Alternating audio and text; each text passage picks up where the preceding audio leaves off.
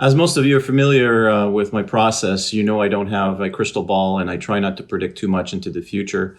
But as we look into the second half of this year, there are a certain few points that we need to really look at to try to see if there are any risks, which is obviously what I look for most in new investment opportunities in general sectors, also in currencies and interest rates, et cetera. Are we seeing extremes in some of these instances? So right now, I'd say the first half was really strong for certain sectors. Obviously, other sectors were more muted.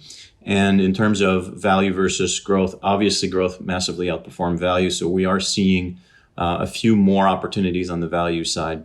One thing I'd watch out for, which I am watching out for myself and my funds, is leverage. So balance sheets that are levered could be impacted if we have spreads that open up.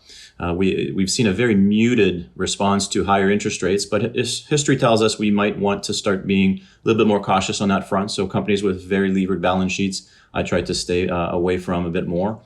In terms of sectors, obviously I'm more defensive than the average portfolio manager out there. I'd say this is even more so the case right now. I'm seeing opportunities in more defensive areas, whether it's staples or healthcare. A few utilities, although, as you know, balance sheets are not the best generally there. They have a lot of leverage on balance sheets. And on the flip side, staying away from slightly more cyclical areas, we are seeing spots of cheapness on the goods sides of the economy. So we're seeing a massive divergence between services and goods.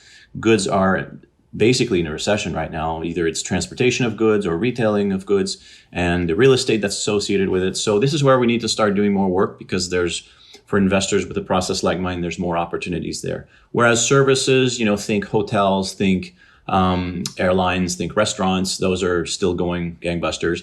But as we've seen in the recent past, 6 quarters, consumers are really going through their savings. So we have to watch at what point will some of them hit a wall. Mostly if real estate prices stay flat or start coming down, they won't be able to go after that home equity line of credit or that equity in their home.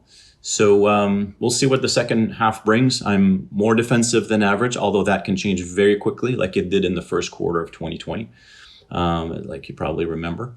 And so ample liquidity, ample decisiveness in reapportioning some of that in cheap stocks if we have opportunities. But as always, I let the market come my way, and we'll take the market as it comes. Thank you.